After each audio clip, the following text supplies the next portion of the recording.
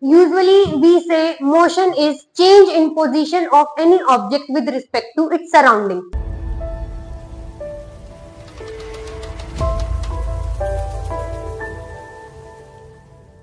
Hello everyone, myself Indu and I am your physics teacher. I will be starting the very first chapter of class 11th, that is motion in straight line. Okay, so the topic name is motion. What is motion? Usually we say motion is change in position of any object with respect to its surrounding. But generally this is an incomplete definition. Motion is usually the change in position, but it is always with respect to some frame of reference. Let me write this thing. Motion is change in position with respect to its surrounding.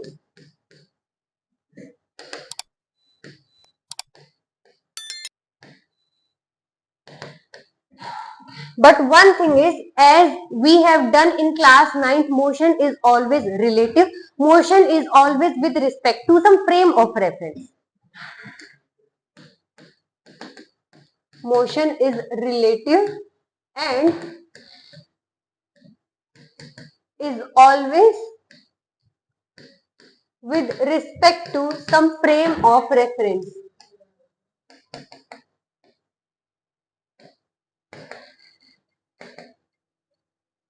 Now, what is this frame of reference? Okay, let us understand by taking some examples. I am taking two situations. Situation 1. Imagine you are standing on the ground, okay, and one car is passing in front of you. Okay, you are standing on the ground and one car is passing in front of you. What will you say? You will say this car is changing your position with respect to you. So you will say the car is in motion. Car is in motion, right? Now let us take the second situation. Let's get into this car. Case 2. Now we both are inside the car. So what will happen? You are inside this car, so this car will be no more in motion with respect to you. But it seems like outside people, if you keep your eyes from the window, what will you see? Outside people and trees are passing behind you. So you will say, so you are in motion with respect to those people who are outside the car. So in this situation, car is not in motion with respect to you, because now car is not in motion with respect to you, because now your frame of reference is this moving car. Frame of reference is this moving car. But in the first case, the frame of reference FOR was the ground. So frame of reference is a system of coordinate axes attached with any observer having a clock. I mean, you are observing. We need at least some observer, its initial location and some time. So combining these three words, we get a frame of reference. Combining these three words, I am getting a perfect word, that is frame of reference. So your frame of reference was ground when you will say the car is in motion. You are observing it from the ground. But now when you are inside the car, you will say car is not in motion, because your frame of reference is this moving car. Okay, so now there are two types of frame of references. First is inertial frame. First is inertial frame of reference. And second one is non-inertial frame of reference.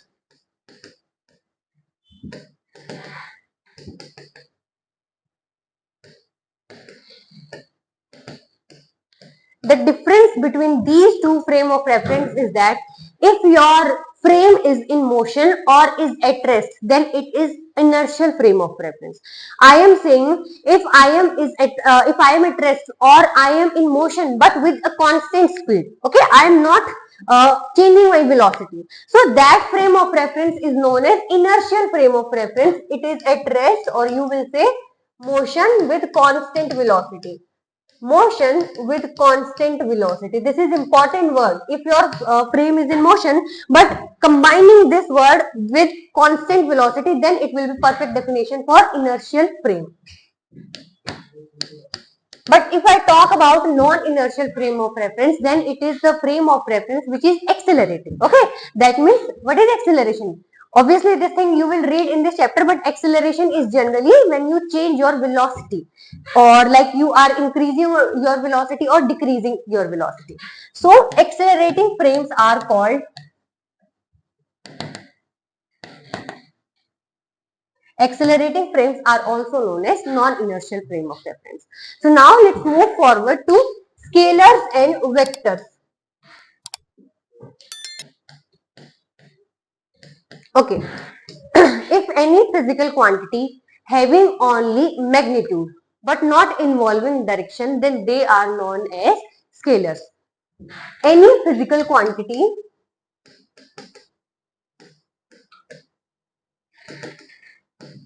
having only magnitude but not direction, they are known as scalars. But here, if quantity has magnitude plus direction,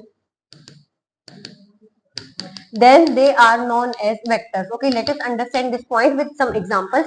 I am saying I am running. Okay, I am saying I am running very fast or I am running very slowly. So I am just telling my speed. That's it. I am not mentioning in which direction I am running. So I am saying I am running very fast or I am running very slow. That means I am saying I am telling you about only my speed.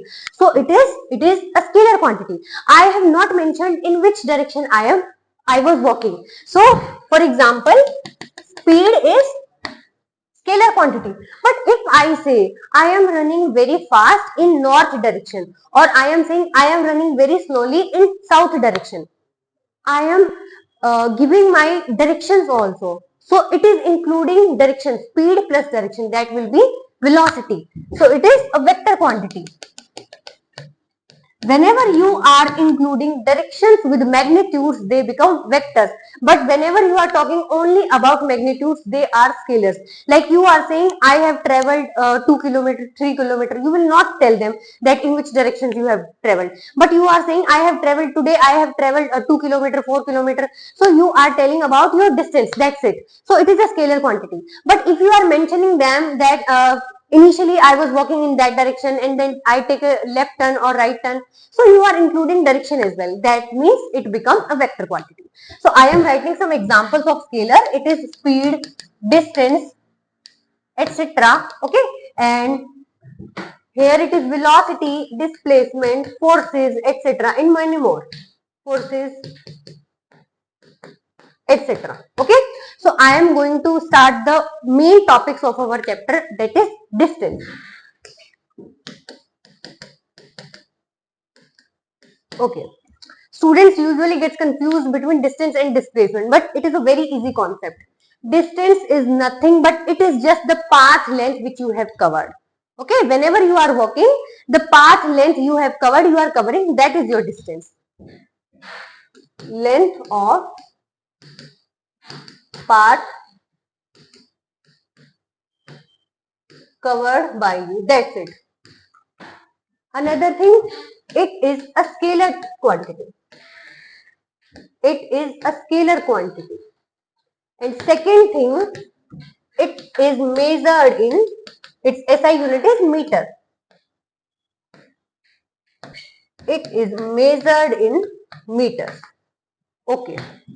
Imagine you are going your home from your school. Imagine this is your school and this is your home.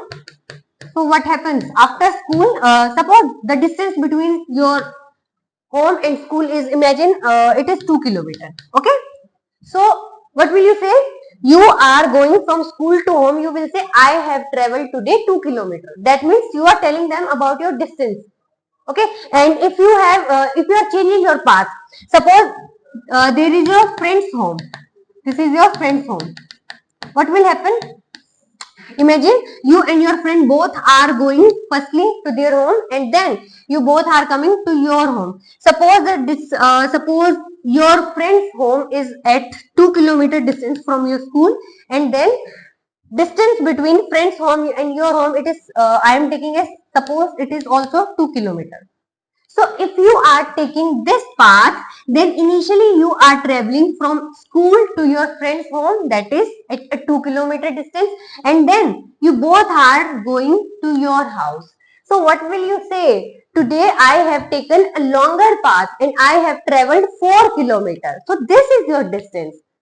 Today you will say, I have taken the longest path. Initially, we went to my friend's house, then I came back to my home. So you will say, I have traveled a distance of 4 kilometers. This is the distance, the length of your path which you are covering.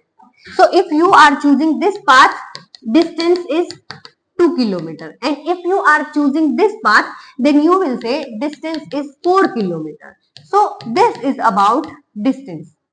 Now, if I move to displacement,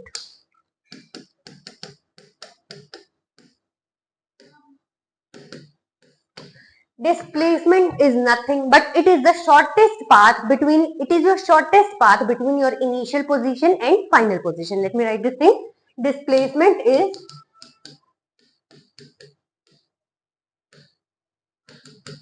shortest path between your initial position and final position.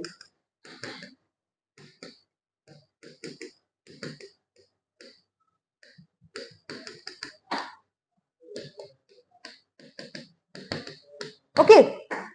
So let us understand this thing by the same example.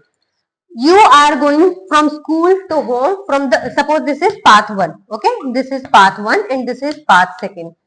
You are going to your home taking path 1. What will you say? Your initial position was your school and now your your journey is completed. You are at your home. So your final position is your home. So what is the shortest distance between your school and home? It is 2 kilometers. So from path 1, distance is also 2 kilometer and displacement is also 2 kilometer. But if you are following second path now, you are going to your friend's house, then you both are coming to your house. So your distance is 4 kilometer. Obviously, you have traveled a distance of 4 kilometer. But if you are taking second path, what is the displacement? It is also now 2 kilometer. Why? Because displacement is independent of the path you are following. It is dependent only on your initial position and final position. So it is a straight line that is connecting to your initial position and final position. It is not depending on the path you are following. Like if you are taking another third path, imagine you are going like this. Suppose this is a path of 10 kilometer. Okay, you have started your journey from your school and now you have returned to your home and you have taken the longest path today and its distance is 10 meter. But still displacement in all these three cases, in all cases is 2 kilometer, because displacement is only the shortest distance between your initial position and your final position. Your initial position was your school and your final position was your home. So the distance, minimum distance between these two journeys, these 2 points is 2 kilometer. That's it. This is displacement. Now there are some main points about distance and displacement. So let us discuss them. Oh yes, one more thing. Displacement is a vector quantity. Okay, because it is direction dependent. It changes when you are changing your direction. Second thing, it is also measured in meters. It is also measured in meters. So distance is your path length, the length you are covering by in your every step, and displacement is your shortest distance between initial position and final position. That's it. So now let's move to important points. First thing is, distance can never be zero, but displacement can be zero. Let us understand this thing. Distance can never be zero, but displacement can be zero. Okay, let's see how. Imagine this is your school, right? And this is your home. So, they are 2 kilometers separated. Okay, the distance between them is 2 kilometers. So, what will you say if you suppose you are starting your journey from school to home, and then you are coming back to your school. Okay, you are going from school to home and then you are coming back to your school. So during this journey you have traveled 4 kilometers. Okay, because 2 kilometers in going from school to home and then 2 kilometers from home to school. This is your distance. It is 4 kilometers. Distance can never be zero. Whenever you are taking your steps, you are covering some distance. That is distance. But if you are talking about displacement, it was the shortest distance between your initial and final position. But in this case, your initial position was your school and now you are back to school. So your final position is also school. So what is the distance between them? Your initial and final points are coinciding. That means displacement is zero. Displacement is zero. Are you getting it? Displacement in this part is zero because your initial position is also your school and your final position is also your school. There is no distance between these 2 points. That means in this situation, displacement is zero, but distance can never be zero. Okay, if you are taking this circular road A, B, C, D. You are starting your journey from A to B, then you are going from B to C, then C to D. Then you are coming back to the initial point A. Suppose this is a square, its side is 2 meter. Okay, its side is 2 meter. So you were going from A to B, then you were going B to C, then C to D, then D to A. You have returned to point A. So during your whole journey, you have covered a distance of 2 plus 2 plus 2 plus 2. So distance was 8 meter. But displacement is still zero. Why? Your initial point of your journey was point A and you have returned back to this point. Final point is also A. That means displacement is zero. Okay, so this is the first point. Distance can never be zero, but displacement can be zero. Now I am moving to second point that says distance is always positive, but displacement can be negative. Displacement can be negative also. Distance can never be zero, plus it can never be negative. Displacement can be zero and negative as well. Okay, I am saying I am traveling 40 meter in the east direction, and now I am saying I am in the second part I am traveling 60 meter in the west direction. Okay, suppose this is east direction and this is west direction. So I am starting my journey from here. I am traveling 40 meter distance. This is 40 meter. So initially I was going in the in the east, covering 40 meter distance. But now I am coming in the west direction, taking 60 meter distance. So this is the point. This is the B point. This is the 60 meter distance. If you want to count your distance, it will be 40 meter this plus 60 meter this. In this situation, your distance is 100 meter. But what is your displacement? Displacement involves direction. That means initially you were going in the right direction. That was your 40 meter distance. But now you are coming in the left direction. That is you are covering 60 meter. So displacement is the shortest distance between your initial position and final position. This was your initial position and this is your final position, right? Initially you were taking 40 meter in the right and then 60 meter in the left. So this is your initial position and this is your final position. What is the distance between these 2 points? That is displacement. Okay, if this is 60, this is 40, obviously this is 20. So displacement is 20 meter, but this is in negative. If you are treating this as x-axis, you will say displacement is 20, but negative I care. This, if you are treating this line as x-axis, you will say in the negative x direction. That is why displacement can be negative, but distance is just it is not involving direction. So distance is just the path length. That's it. And third point says, if I move to the third point, distance is always greater than displacement. Distance is always greater than displacement. Okay. I think you have got this point. Obviously, if you are taking this example, distance is okay. In the definition of distance itself, it is saying it is shortest distance between 2 points. So it is always less than the distance. So in this, I am taking these 3 journeys. First path में आपका distance is 2 kilometre, displacement is also 2 kilometre. In the next path distance is 4 kilometre but displacement is still 2 kilometre. So if I am taking the third path, distance is now 10 kilometre but displacement is still 2 kilometre. So distance is always greater than displacement. Now I am telling you there is one case when distance can be equals to displacement. There is one situation when these two parameters can be equal, and this thing is when you are moving in the straight direction. You are not turning left or right, you are moving only in the straight direction. You have started your journey. Imagine these are 3 points, okay, A, B, C. It is 20 kilometer and suppose it is 10 kilometer. So you have started your journey from point A and you are moving towards the point B. So after reaching at the point B, what will you say? I have covered a distance of 20 kilometer. You have traveled 20 kilometer. And this is also a displacement, because after reaching at point B, your final position is B and your initial position was A. So the distance between your initial and final position is also 20 kilometer. In this situation, distance is equals to displacement. Again, if you are approaching towards the point C, then also you have covered the total distance is 30 kilometer, and this is displacement as well, because your final point is C point and your initial point is A point.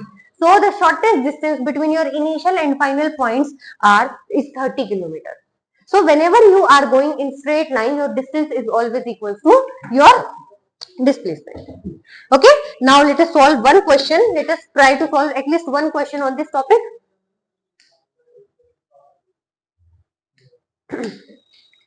Okay, let's check this. A car moves from O to D along the path O, A, B, C, D as shown in figure. Okay, a car is going from point O to A, then it is moving towards B, then it is coming towards C, and it is coming towards D point. And these lengths are given, path lengths are given. So we have to find the distance traveled by the car and displacement traveled by the car. Here are your options. Let us try this thing.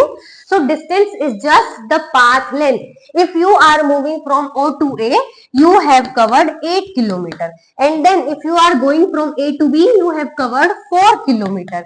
And in moving from B to C, you have again covered a 4 kilometer path, and then from C to D you have covered 1 kilometer. So 8 plus 4 plus 4, okay, plus 1, it is 17 kilometer. So distance is 17 kilometer. I am just adding it. I am just adding the path length, that is distance. But now if you want to find out the displacement, it is the shortest path between your initial and final position. Your initial point was O and your final point was D. We were going from O to D. So I am connecting these 2 points to find the shortest distance. Okay, so this is displacement. Now let us check what is the value of displacement. If you see carefully, if I add this line as well, it is a right angle triangle. So if this is 8 kilometer, you can say that this is 4 kilometer. Suppose this is any point B. Okay, if this is B, then I am taking it as M. So OM is 4 kilometer plus distance between D to M is, if this is total distance is 4 kilometer, then it is 1 kilometer. Obviously this is 3 kilometer. The distance between these 2 points is 3 kilometer. So now it is a right angle triangle. This is 4 kilometer, this is 3 kilometer. Using Pythagoras theorem, I can find out the displacement, that will be square root of 4 plus square root of 3. It is under root 25, that is 5 meter. So distance from O to D is 17 kilometer, but displacement is 5. So our option is second. This is how we can differentiate between distance and displacement. So that's it for today, and thank you so much.